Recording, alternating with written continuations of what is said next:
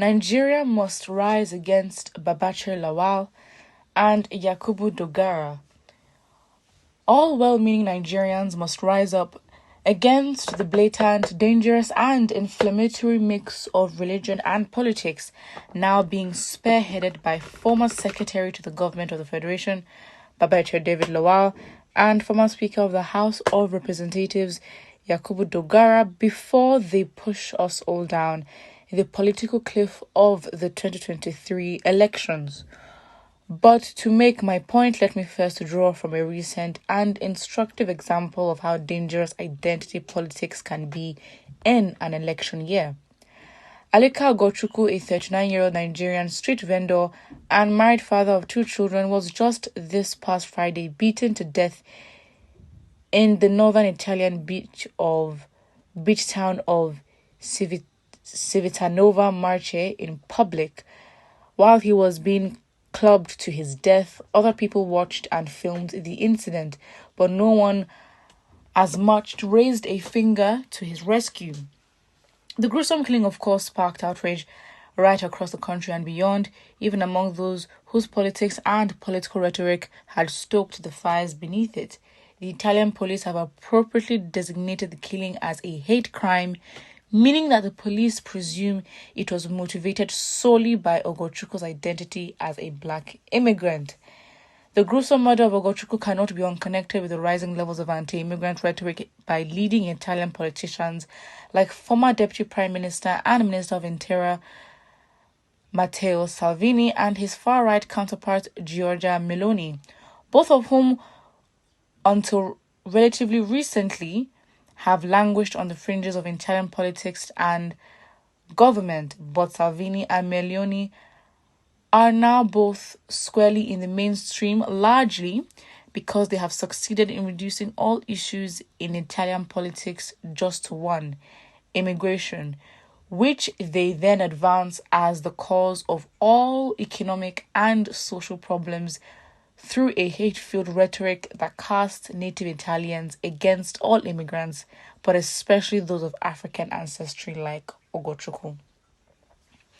The result is a staggering shift to the far right and extreme attitudes towards immigrants, even among those who would normally not bother much.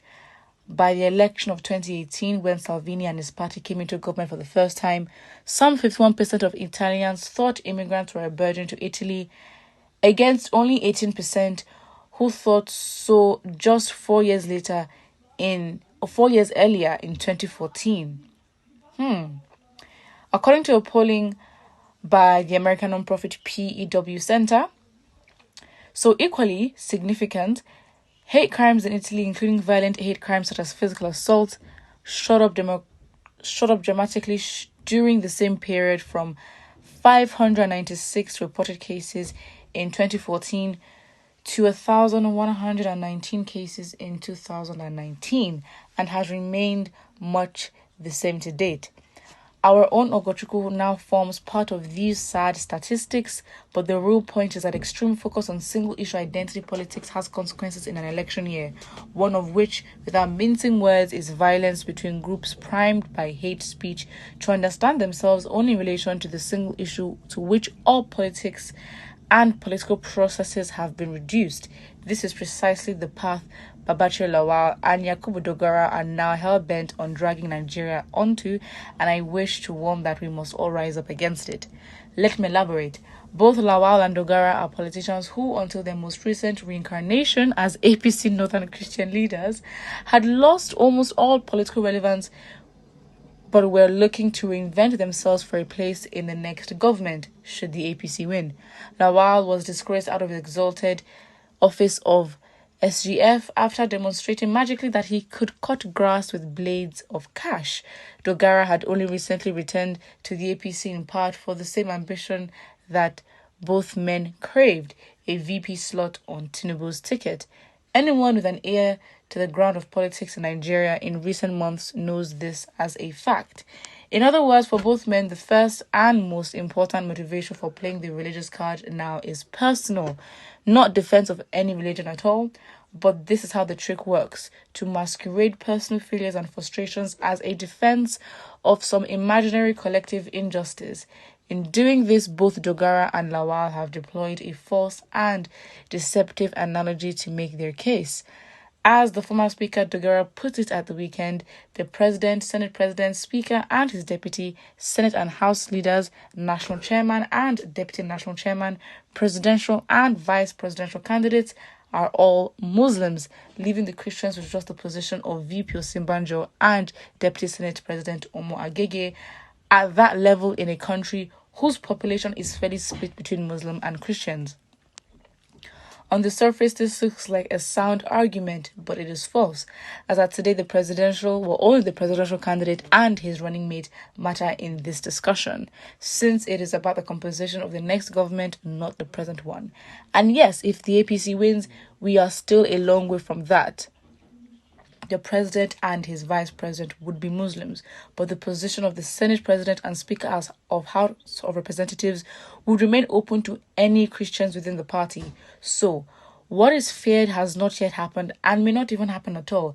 It is wrong to conflate the present with the future that has not yet happened and cite that as evidence of injustice or threat in the present. But the objective, of course, is to reduce the entirety of the issues in the 2023 elections to a religious contest. Nigerians must not allow that, because we cannot afford it in this election. Religion should not decide this election for us, because, as I write, the country is facing unprecedented levels of insecurity, rising prices of goods and services amid stagnating and indeed dwindling incomes and massive loss of jobs, serious crisis in the education and health sectors, depreciating currency, and more. These issues affect us all regardless of the religious divides. There is no market for Muslims separate from that of Christians. We all shop in the same market to the extent of our varying purchasing power, which for millions of Nigerians is now near zero. So these are the issues to which we must demand answers from the candidates of all political parties, regardless of the configuration of their tickets. After all, each party has fielded only 2 Nigerians in the presidential contest, and religious affiliation of one or other members on each ticket is not a requirement to appear on it. We should demand from each candidate and each party how they would approach and solve these problems, but we risk sleepwalking into disaster if we allow a few men, for their own selfish reasons, to frame the election solely as a religious matter, not to talk of the spewing hate in the process that could heat up the whole country. But implying their dangerous trade, Lawal and Dogara are enabled by a media that has itself long traded in such wares for survival. Nothing is more attractive to the dominant Nigerian press, and indeed to the average Nigerian reporters in a majority of the media, than to frame politics as a matter of religion. It has become so deeply ingrained that many reporters don't know how or know any other way of doing journalism. The screaming headlines that have greeted the composition of the APC ticket over the past month are not much different from the kind of rhetoric that prepare the ground for conflict. And yet, even the media, too, can be called to order, as we must. Finally, and most importantly, the dangerous machinations of Lawal and Dogara have so far been enabled by the silence of many Christian religious leaders and Christian politicians in the APC and across all political parties. Fantastic read. Hope you learned a lot. Put what you think, and don't forget to like and subscribe.